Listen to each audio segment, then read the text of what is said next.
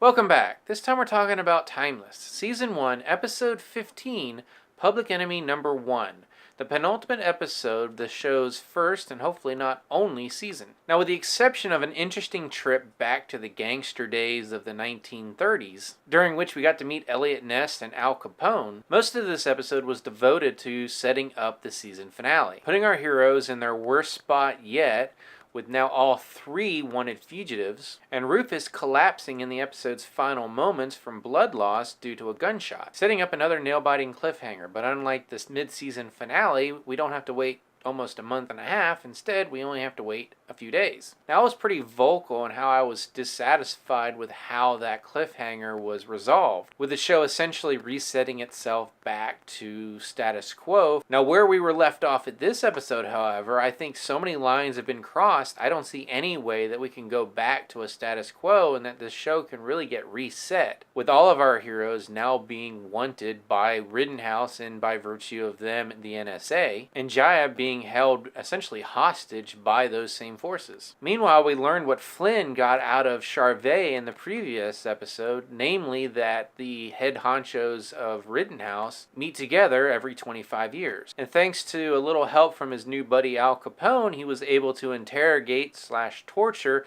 the mayor of Chicago, and not only find out where it had been held 2 years prior, but the fact that it's going to be held 25 years after that as well. Mixed into the episode were several nice personal moments, especially for Lucy and Rufus. We also got to see our best look yet of Jaya showing off her skills as both a hacker and being able to think on her feet under very distressing circumstances. But really, for the most part, again, this episode was set up for the finale, which is looking like it's going to be a really good episode based on what we saw in this one. Now, while a lot of pieces were moved, and in some cases very large and important ones, there weren't any truly grand revelations aside from this Rittenhouse meeting.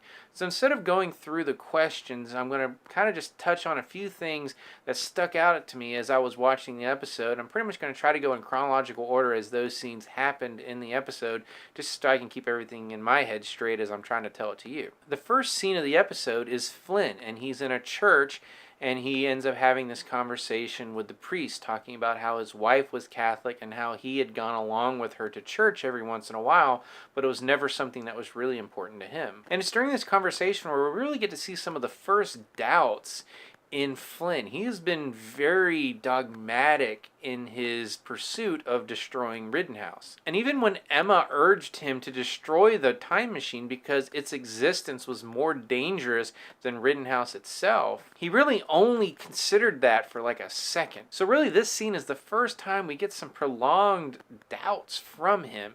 And he talks about how he's been trying to do the right thing, but nothing gets better, and in fact, things are getting worse. And that touches on something that I'm going to talk about later in the episode about Rittenhouse and a theory I came up with during a conversation in the comments section for last week's video. Next, we jump to Connor's facility, where we see Lucy and Rufus showing up for what they think is another mission to stop Flynn. Instead, they find out, and this is something I predicted in last week's video, because Rittenhouse essentially controls the facility and the lifeboat, and its only government oversight remaining are members of Rittenhouse, they've changed the SOP on this whole mission.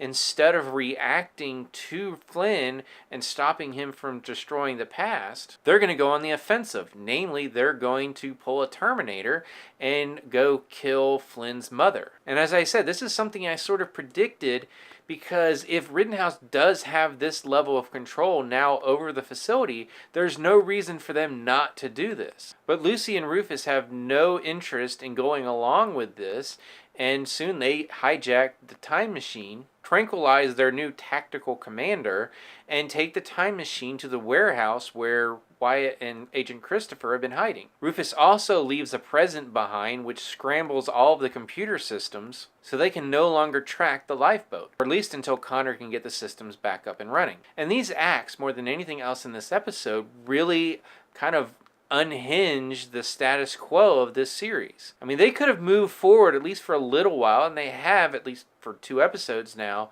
with Wyatt being a fugitive. With all three now being a fugitive and now having the lifeboat in their own possession, at least for as long as they can keep Connor off their trail, this is a new story. And again, sets up a very interesting confrontation for the finale. The next interesting thing that came up was after Lucy and Rufus arrive at the warehouse and they're talking about their next plans.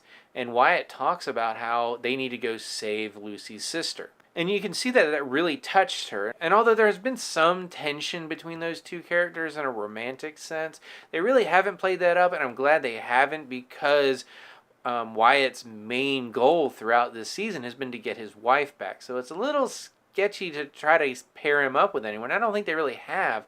But if Wyatt cannot get his wife back, I think this is sort of the groundwork for getting Lucy to really kind of see him in a different light. I mean, they're already friends, they're comrades, they trust each other, but this was him really going out on a limb and saying, no, we're going to save your sister. Of course, they end up having to scrap these plans because Flynn does go back in time to 1931. And Lucy really has to fight with the question, does she allow Flynn to do whatever he's going to do in the past and save her sister? Because she knows if they go back, odds are they're not going to have a chance to make another time run, and her chance to save her sister is now essentially over because they're now fugitives.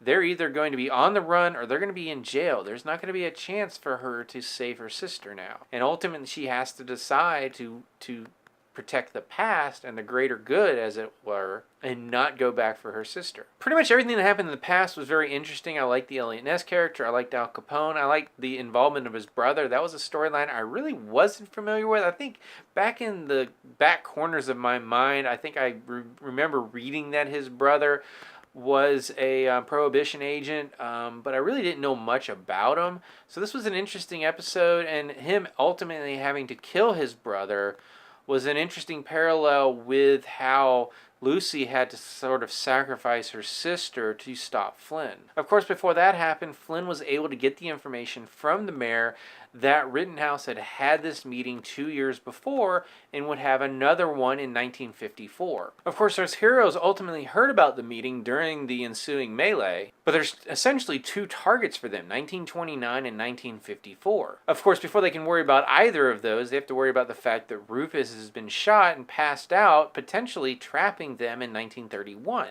And I have to note that in both times that this show has had a cliffhanger, the cliffhanger actually hit before I thought it would. In the Benedict Arnold episode, I really thought they were going to make it back to the present before the end of the episode, and ultimately that wasn't the case. In this one, too, I thought they might get back to the present before the episode ended, and again, that was not the case. So ultimately, we're left with Flynn's next best chance to take out Rittenhouse. If he can attack one of these meetings and wipe out many heads instead of just the one like he did in the Benedict Arnold episode, he might actually end Rittenhouse. Of course, our heroes have the immediate problem of tending to Rufus and then determining what they're going to do next and not get caught by Rittenhouse. And speaking of being caught by Rittenhouse, we still have Jaya locked up by Agent Neville and Connor. And something I didn't mention earlier, but it's sort of one of the last scenes of the episode before we got to our cliffhanger, and that is Connor talking to the Rittenhouse guys, talking about how he wants access to the NSA data farms. Because he says with that information, he can create some data mining software that would allow them to track anyone, anywhere, anytime. Now, if you've watched my previous videos about Timeless, you know I'm on the fence about Connor. I really want to believe that he is ultimately a good guy being drawn to the bad side because he thinks there's no other choice. This is the logical decision because he's a very logical individual. And I got a little bit of that when he was talking with Jaya, and it was almost like he was disappointed with her, like he had been disappointed earlier with Rufus for not realizing that the smart move was to work with Rittenhouse and not oppose them. So I don't really know what to make of this data mining possibility and what could happen because of it. If he truly has gone dark, then this is going to make it even harder for our heroes moving forward. And that's if there's actually a Rittenhouse after this next episode. And going into a little bit of predictions, I'll say I don't expect that either Flynn will end or that Rittenhouse will end. I don't think either story has really reached the point where it would feel satisfying if their story ended. Obviously, there's a lot more to Rittenhouse than we know. We know that they have these enemies, these third-party enemies out there that they're technically losing to, that we still haven't seen yet. If anything, if I had to predict any way this episode was going to end, and I don't want to get into specifics because I don't really have a clue, but I want to say that there's going to be an arrival of a third party that might come and actually rescue our heroes in some fashion. And that's going to be one of the driving plot lines of the second season, if there is indeed a second season. As far as Flynn goes, it's just, there's so much about the notebook and how its connections to Lucy and what we don't know about it and how he got it. It would just feel very unsatisfying if, say, he got killed in the next episode and we never found that out. And that's why I don't think we're just going to have like a massive conclusion to any one story in this finale. Now, I did say there was something I wanted to talk about when it came to Rittenhouse, and it has to do with time travel. I got into an interesting kind of back and forth conversation in the comments section with Harry Hawk, and we were talking about time travel and about Rittenhouse. And we didn't necessarily agree on how time travel works in this show, or at least how we think the time travel works in this show. But it got me thinking on a few different lines that I hadn't quite put together. And I wanted to talk about it briefly in this episode. And to do that, I need to at least talk briefly about how I see time travel working in this show. And essentially that it's not sort of the self-creating time travel where we go back in time, we make a change, and we realize that we were the cause of the current timeline. That does not appear to be the case in this show, because every time they go back, the past and the resulting present changes. That's how Lucy can always read the normal history in the beginning of the episode and find a history book at the end of the episode and see how it changed. And I say that to point out that basically every time they go back in time, a new past and present from that point is created. So to get to my point, something I had not thought about until this conversation was that in the Benedict Arnold episode, Flynn kills the presumed founder. Lucy, Rufus, and Wyatt are all seen there as well. They're seen by the son. They're seen by other people at the mansion. And then in the next episode, when Lucy rescues Henry Ford and the others in that room, they don't seem overly surprised by her presence. So there seems to be a point where Rittenhouse knew that they were being attacked by a time traveler. And this is separate from what we saw in the Watergate tape, where they actually had agents back in the past, or at least knew to expect messages from Rufus. And I'll get into why that's separate. But okay, so if we accept that every time they go back in the past, a new timeline is essentially created, that essentially means that everything that happened after the Benedict Arnold episode, there's essentially a new Rittenhouse. We know that they still were formed, and the people who were Rittenhouse agents are still Rittenhouse agents. There wasn't a lot of gross changes. But assuming there has to be at least some changes because of what happened in 1780, the Rittenhouse that Flynn has been fighting against is not the same Rittenhouse that he was fighting against in the entire first half of the season.